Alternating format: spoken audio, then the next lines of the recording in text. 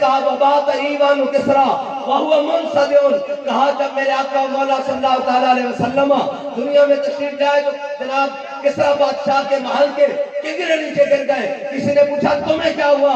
اس نے کہا تمہیں نہیں پتا حضور آ گئے ہیں. نہیں پتا حضور آ گئے ہیں. کہتے ہیں جناب میں دریائے نیل کے کنارے عیسائیوں نے یہودیوں نے اپنے معبد خانے کے بنائے ہوئے، رات کو دریائے نیل ایسے چل رہا، صبح الٹا چلنا شروع ہو گیا. وہ آئے انہوں نے کہا نیل تجھے کیا ہوا؟ اس نے کہا تمہیں نہیں پتا لگا حضور آ گئے ہیں. بصرہ شام میں اونٹوں کی گردنیں دیکھ لی گئی. انہوں نے کہا تمہیں کیا کیسے اتنا دور نظر آ گیا؟ اس نے کہا چمک تجھ سے پاتے ہیں سب پانے والے. اس نے کہا صبح طیبہ میں ہوئی بٹتا ہے باڑا نور کا. اس نے کہا وہ نور آ گیا ہے جس سے ساری کائنات چمک کے رہ جائے گی. 1000 سال ہو گئے آگ جل رہی مجوسیوں کی، وہ صبح پہنچ گئی. انہوں نے کہا ہم نے رات میں تجھ میں ایندھن بھی ڈالا، تیل بھی ڈالا، لکڑیاں بھی ڈالی، گولے بھی ڈالے، تجھے کیا ہوا؟ تو کیوں بند ہو گئی؟ اس نے کہا تمہیں نہیں پتہ لگا خاتم الانبیاء آ گئے ہیں. اور بھائی کائنات میں ہر چیز کی تکمیل ہو گئی. میرے آقا و مولا صلی اللہ علیہ وسلم دنیا میں تشریف لے آئے، بس ہر چیز مکمل ہو کے رہ گئی. اور ایک بات کہتا ہے تعمیم حق 72 سفر، کہتا ہے مشرق کے جانور مغرب کی طرف دوڑے، پریشانی سے نہیں، کیا پریشانی سے نہیں دوڑے، ڈر سے نہیں دوڑے جناب، اور جناب شکار کے ڈر سے نہیں دوڑے. مشرق کی جانور مغرب کی طرف اور مغرب کے مشرق کی طرف ایک دوسرے کو مبارکباد دیتے ہوئے دوڑے. انہوں نے کہا مبارک ہو امام الانبیاء تشریف لے آئے ہیں. اب تو انہوں نے ہمارے حقوق بھی بتا کر جانا ہے، انسان تو بجا.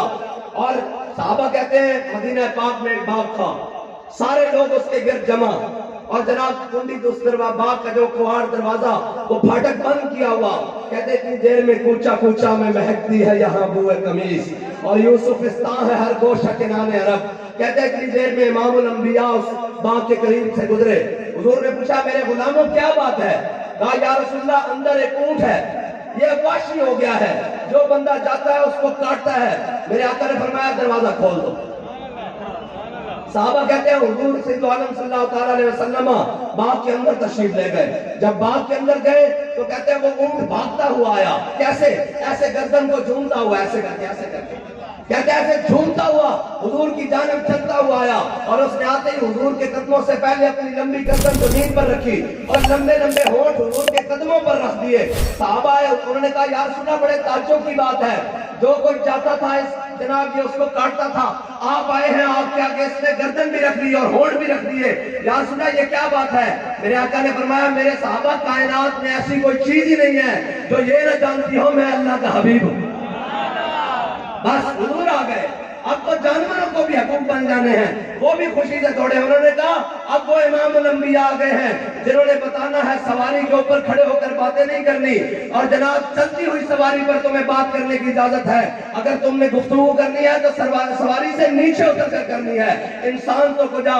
اور ایک بار کہتا ہے تامین حق 72 سفر، کہتا ہے اتنی دیر میں میرے آقا مولا صلی اللہ تعالیٰ علیہ وسلم دنیا میں تشریف لے آئے. اور پھر ہوا کیا؟ کہتا ہے میرے آقا مولا صلی اللہ تعالیٰ علیہ وسلم نے جا کے اعلان کیا، اعلان نبوت کیا. حضور نے فرمایا آجا ابو جہل اسلام کے ساتھ لگ جا، اور ابو الحکم بن کے رہے ساری زندگی. کہا ابو لہب تو بھی آجا، عتبہ تو بھی آجا، شیبہ تو بھی آجا، امیہ تو بھی آجا.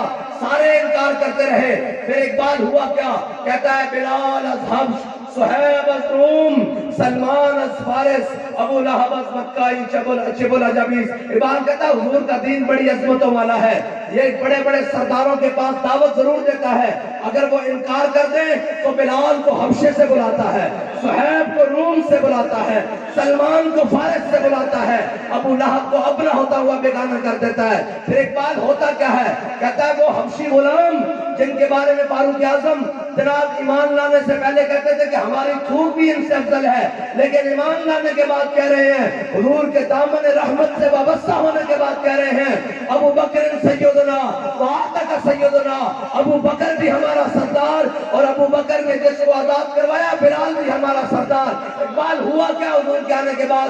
اقبال کہتا ہے وہ جن پر تھوک پھینکنے کی جناب وہ اپنی توہین سمجھتے تھے، حضور کی آمد کے بعد میرے آقا مولا صلی اللہ تعالیٰ علیہ وسلم نے حبشی غلاموں کو کعبے کی چھت کے اوپر چڑھا دیا. یہ ہے حضور کی آمد. کائنات میں ہر چیز تکمیل پا گئی، حضور آ گئے۔ اب سورج نصف النہار پر آ گیا ہے، کسی موم بتی اور وہ بھی بجھی ہوئی، کسی جناب دیا وہ بھی جس کی بٹ خراب ہو وہ خالی دیا، اب کسی کی نہیں چلنی، صرف اور صرف قیامت تک حضور کی بات چلنی ہے۔ اور ہمارا بابا تو بتا کر گیا ہے کہ قیامت تک جہاں سے بھی کوئی جمع تفریق کر کے لائے گا، آگے حضور کی ذات کھڑی ہے۔ آگے کیا ہے بھائی؟ حضور کی ذات کھڑی ہے۔ جہاں سے بھی کوئی جمع تفریق کر کے لائے گا، کوئی عقل کے پہاڑ توڑ کر لائے گا، کوئی علم کے جناب سمندر پی کے آئے گا، کوئی فقر کے جناب معجزات اٹھا کر آئے گا، کوئی جناب بہادری اور شجاعت کے جناب سنگ میل عبور کر کے آئے گا، لیکن آگے کیا ہوگا؟ جہاں سے بھی مڑ کے آئے گا، حضور آپ کی برکت سے آپ کے غلاموں کو پیش کیا جائے گا، اور کسی کو نہیں پیش کیا جائے گا۔ ہاں، لوگ کہتے ہیں کیسے ممکن ہے؟ پاکستان کی تاریخ ہے، یہاں تو صرف دو دو پرچے کٹے ہیں، اور نہ جناب شرلی نظر آتی ہے، نہ شرلے نظر آتے ہیں جی، نہ تبدیلی نظر آتی ہے، نہ تبدیلی کا قائد نظر آتا ہے۔ سارے جناب اپنے اپنے بلوں میں سوراخوں میں گھس گئے، لیکن ایک منظر اس چشم فلک نے وزیر آباد جاتے ہوئے بھی دیکھا ہے، گولیاں برستی ہوئی بھی۔ جناب اداروں نے رپورٹ کیا، انہوں نے کہا 42 منٹ روڈ کے اوپر گولیاں چلتی رہی، اور کوئی بھی جناب حضور کا غلام دائیں بائیں نہیں ہوا، اور کوئی بھی بھاگا نہیں جان بچا کے۔ میں نے کہا یہ بھاگ سکتے ہی نہیں، بھاگتے وہ ہیں جن کی تاریخ بھاگنے والی ہو۔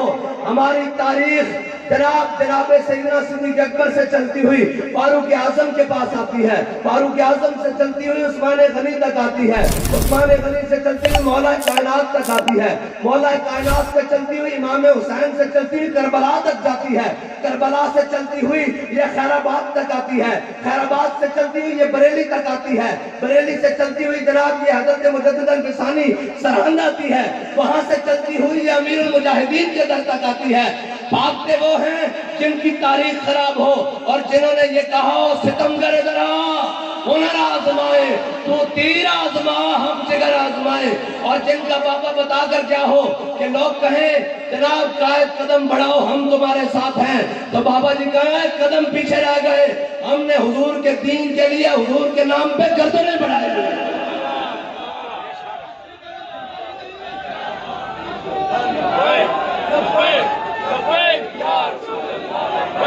بس وفا صرف حضور سے ہے، اور حضور کی آمد کائنات میں ہر چیز تکمیل پا گئی، حضور آ گئے ہیں۔ اور اے یاد رکھنا، اس بارگاہ وچ مول وفاواں دا، جس چیز دا مول وفاواں دا، اور ویکھ کے نہیں بن ویکھے دا مول ہے۔ ہاں ویکھ کے نہیں، جڑا جناب جدو ایس سٹیج لگیا ہوئے تو سارے کہیں جناب اس طرح دے آگے سارے اور کہیں ہم بھی عاشق رسول ہیں۔ گل اتھے پڑھتی حضرت عامر بن فہرن جناب میدان بدر چاہے تیر لگیا، جناب وضو کر لیا، تیر لگیا، جدو تیر لگیا تو آپ نے فرمایا فزت برب الکعبۃ، اللہ دی قسم میں تو بازی جت گیا، اللہ دی قسم میں تو بازی جت گیا۔ او جناب جنہیں کافر نے تیر مارے، انہیں تیر تلوار جناب کمان اتھی رکھ دیتا، او اتھے رکھ کے سیدھا حضور دی بارگاہ چایا کہ یا رسول اللہ میں تہاڈا صحابی شہید کیتا، میں تہاڈا جرم دار ہاں، لیکن ایک سوال میرا ہے، وہ ہے کہ اسی سنیا جدو بندہ مر جاندا تے جناب دنیا تو چلا جاندا تے جناب اس کا خون نکل آوے، وہ قتل ہو جاوے تو وہ دا بازی ہار جاندا، لیکن ایک ہی ہے میں تہاڈے غلام نو تیر ماریا تے وہ کہندا اللہ دی قسم میں تا بازی جت گیا ہے کی گل ہے۔ حضور نے فرمایا این گل سمجھ نہیں آنی، پہلے میرے دامن رحمت نہ وابستہ ہو۔ حضور نے فرمایا این سمجھ نہیں آنی، انہوں نے کہا یا رسول اللہ کی مطلب؟ فرمایا پہلے لا الہ الا اللہ محمد رسول اللہ پڑھ، جب انہوں نے لا الہ الا اللہ محمد رسول اللہ پڑھ لیا فرمایا ہن تینوں سمجھ آئے گی۔ انہوں نے تلوار چکی دے میدان سمانا بال جناب میدان بدر کی طرف دوڑیا، اور نہ نماز پڑھی، نہ روزہ رکھیا، نہ حج کیتا، نہ زکات دیتی، نہ نفل پڑھے، نہ سارا کچھ پڑھیا، حضور دے نام تے قربان ہو گیا۔